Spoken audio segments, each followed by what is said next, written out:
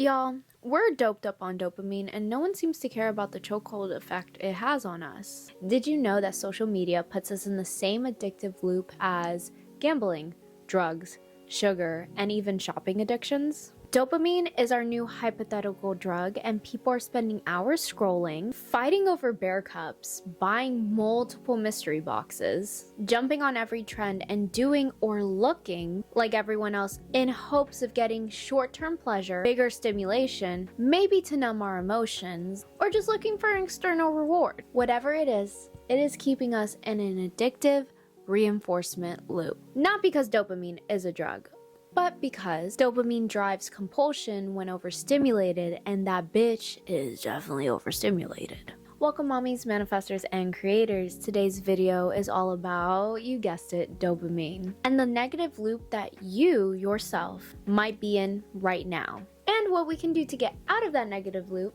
and create a positive dopamine loop using 9 manifesting techniques that I will be talking about in today's video. So let us dive in and turn this negative into a positive. I was going to honestly create this video specifically on mystery boxes, but then I thought, why are people so into this, into these bear cups, into these trends that come and go out of nowhere just to make room for another trend? I found out this is thanks to dopamine. So what is dopamine and how does it even work? Dopamine is a neurotransmitter. Think of neurotransmitter as tiny little chemical messages that your brain cells use to talk to each other. These specific messages can say things like, scroll one more time, buy this mystery box, you may get this labubu. Oh wow, scrolling in the morning felt nice, let's do it again. My post just blew up, let's make this a weekly series. You have the substantia nigra. This is your movement and habits, and this sends dopamine through the nigrostriatal pathway, which is why behaviors become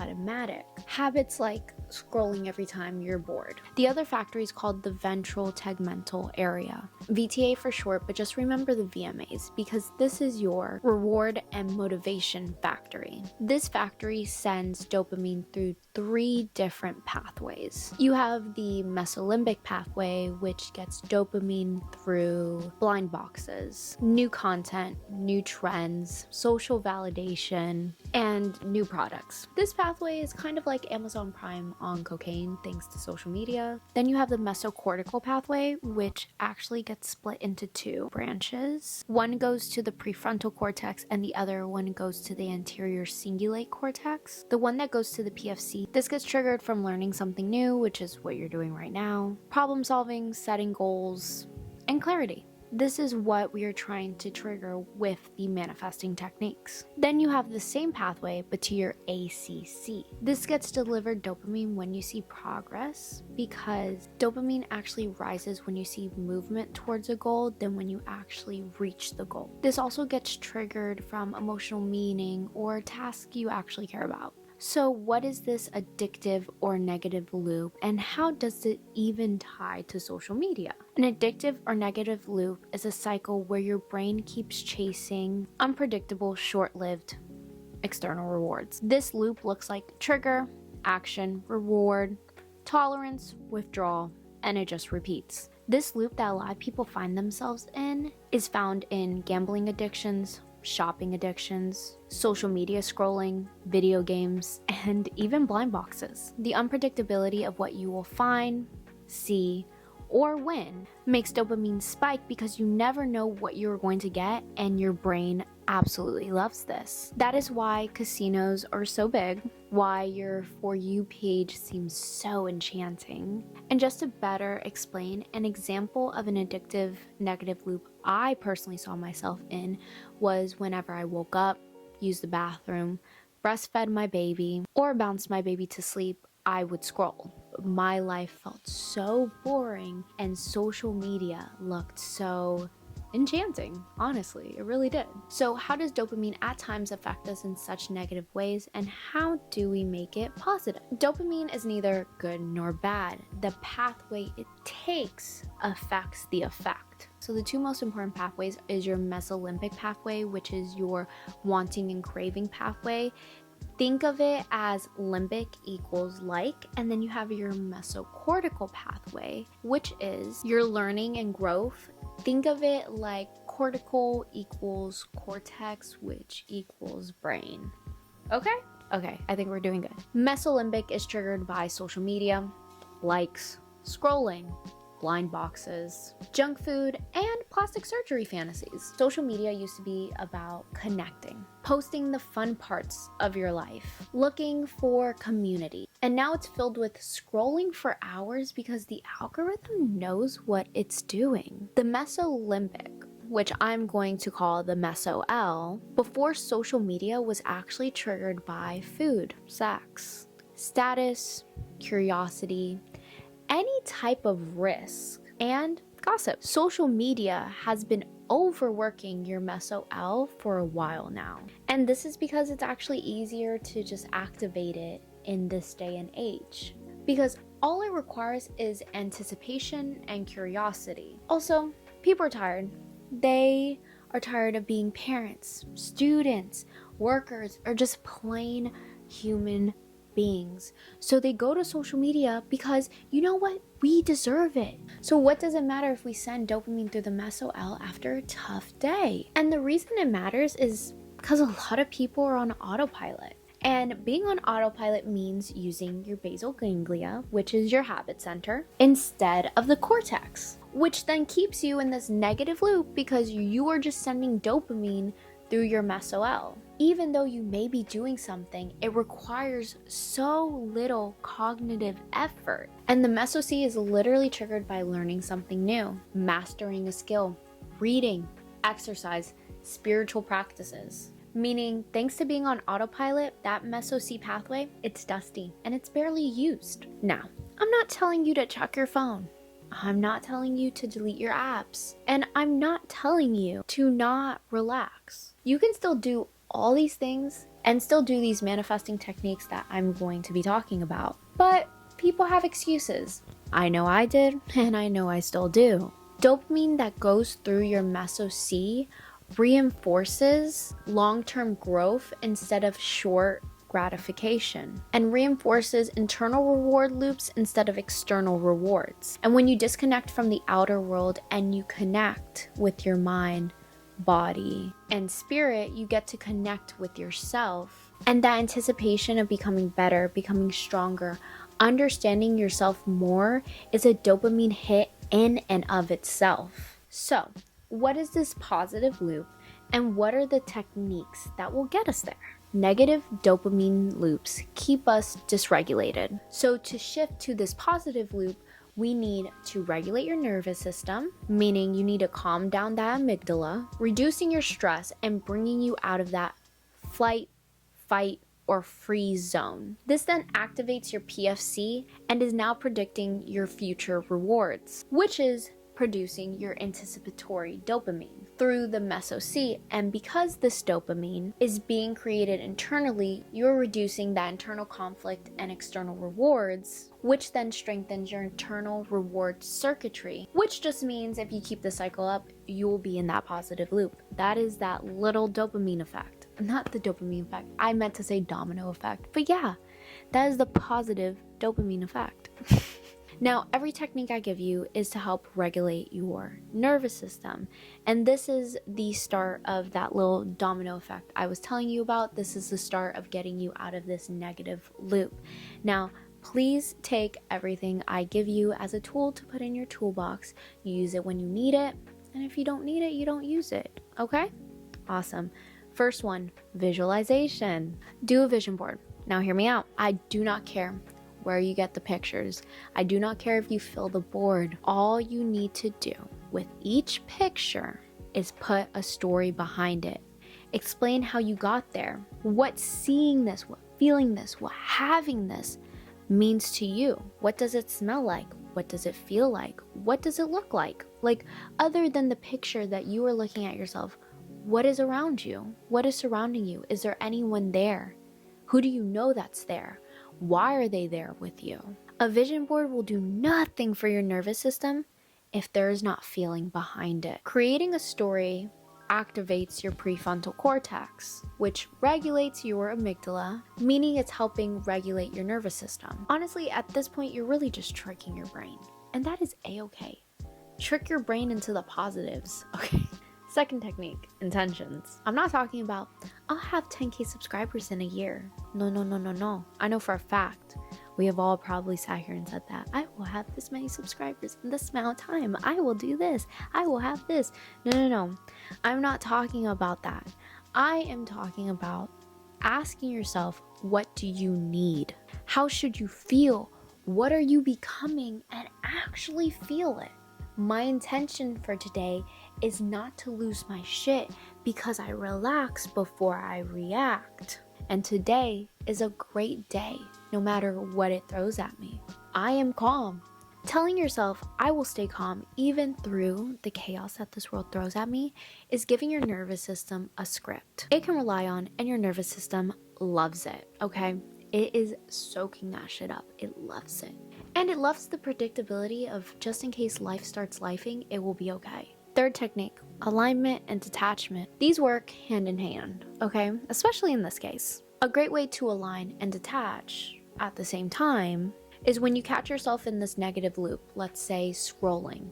Ground yourself. Tell yourself you're present. Ask yourself, what do you need right now? What do you want to do? What are you neglecting even? And then change it up. Learn something, create something, write something. Do something that just will stop you from scrolling. And honestly, stop consuming. I feel like when it's like, okay, I'm gonna create something, but what should I create? And it's like, oh, well, let me look at Pinterest because it's not Instagram, and I'm gonna find something and I'm gonna create that thing. And then you scroll, and you click on it and you're like, wow, I really love this. And then you're like, scroll, and you're like, oh my gosh, I love this. And I was like, oh, what if I put these two together? But then you see something that catches your eye and you're like, oh my gosh, I love this. And then you spend 30 minutes looking at Pinterest and you have nothing, and you no longer want to create something because where's your time? That 30 minutes you had, gone. You don't even want to create the thing no more because you have stressed yourself the fuck out because you just, what did you do? You consumed. It's like, no place is safe. I honestly do not care if you draw a line in the same exact color, okay, on one piece of paper. Welcome that simplicity. Welcome that boredom. Welcome using what you have, even if it's not that much. Fourth technique, shadow work. If you have no clue how healing or changing your state of mind benefits you, watch my last video where I talk about that in more in depth, like very much more in depth, okay? Shadow work is all about dealing with those repressed emotions. Dealing with the shit that you are holding on to that is secretly fucking you up like a little virus. Every time you deal with these repressed emotions, or you make sense of them, or even label them, you're activating your PFC. And that internal conflict you're going through, well, say goodbye to it. Because healing is that little code that you need to kill that virus. Fifth technique, journaling. You know what is a great tool to help you heal? Journaling. Okay, journaling is the most versatile tool that you can use when it comes to your manifesting journey. Journaling is just so versatile, and journaling is literally the Mewtwo of manifesting, okay? Journaling is that bitch. Journaling is your best friend. Journaling will get you from point A to point Z. Journaling, you can literally add journaling to absolutely anything. You want to visualize, you can journal. You want to affirm, you can journal. You want to align and detach, you can journal. You want to do shadow work, you can journal. You you want to put action behind something, you can journal. Like, yeah, the Mewtwo of manifesting. The sixth technique, affirmations. Look, I'm no stranger to negative self-talk, and I'm pretty sure you aren't as well. But here's the thing, we need to start speaking to ourselves better. We need to stop speaking to ourselves the same way other people have spoken to us. We are not stupid. We are not ugly. We are not horrible. We are not dumb. We are not lazy. When you tell yourself that over and over and over again, of course you're gonna fucking believe it. When you tell yourself you're beautiful, when you affirm yourself in a positive way, you then change from no longer being ugly and stupid and being beautiful and smart. And in a way, I feel like you start feeling safe within yourself.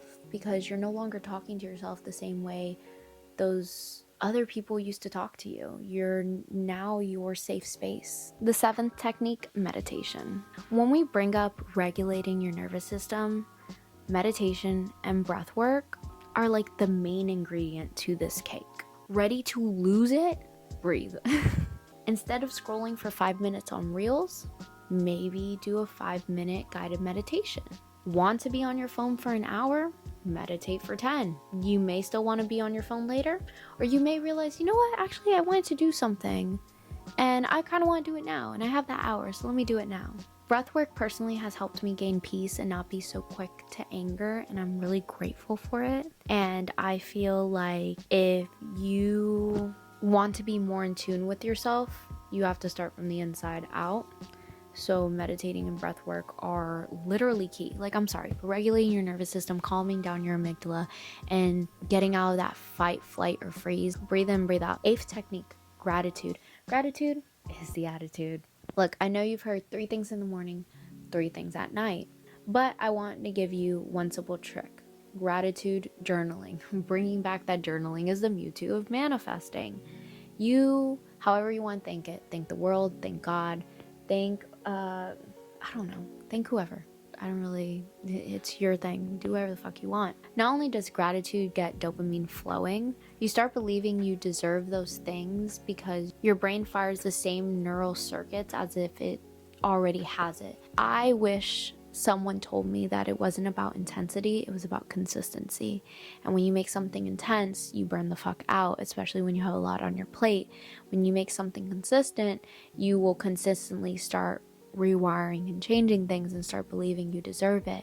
And there was a lot of times that I would fill up pages of things, and then when I couldn't fill up a page, I would be like, oh, I'm not going to do it today, I'll do it tomorrow. When I didn't have time, I'm not going to do it today, I'm going to do it tomorrow. I don't have time, you know? And sometimes I just wish every single day I wrote, I'm grateful I got this, I deserve this, I am this. I wish that every single day, even if I didn't have the time, I made time to at least write something, because you can always make time to write one positive thing about yourself. You can always make time to show gratitude for one thing in your life, future or present. You can always make time to answer one question to get to know about yourself more. That is why I am big on consistency over intensity. I'm sorry, when it's at its last fucking bar, I gotta do what I gotta do. 9th technique, action. Actually show up and be present. Here's the thing, it'll be hard in the beginning. You're choosing slow and steady releases of dopamine that take actual work over fast, and at the end of the day, addictive hits of dopamine that you can receive in less than a couple seconds. When it comes to lessening the time I spent on social media, I started reading. Yeah, I would still scroll. Then I moved my apps off the home screen and put a 15-minute timer. That did not do shit. And then I kept the apps off the home screen, but I put the color filters on my phone and made my phone more dull. This is what honestly has helped out so much. So you have the techniques, but what do you do with no more quick hits of dopamine? How long is this going to take? And how do these techniques stop you from scrolling? When your dopamine temporarily drops, you will of course deal with boredom. You may even feel restless, irritable, and empty. We aren't trying to just stop dopamine, we're trying to switch the pathways, and the trick is consistency, not intensity. You have to welcome that discomfort. I would read instead of scroll, but realized if I couldn't read, I would get irritable, or sometimes just go straight back to scrolling. So do not feel like you have to be happy through the process or some type of expert. It took in total 16 months to truly feel that I no longer need to go on my app and scroll. These techniques aren't going to stop you from scrolling, just like having no car won't stop you from getting to where you want to be. You're a determined human being, and when you want something, you will get it. So if you want to open Instagram, you will. You can delete the app and re-download it. You can download those apps that block social media and then just delete the app.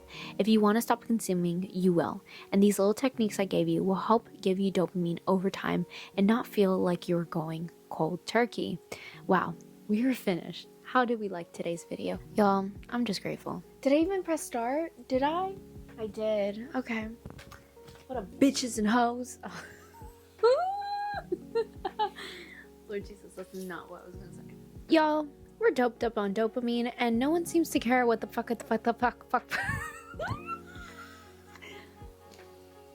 Breathe in and breathe out. Period. bitch.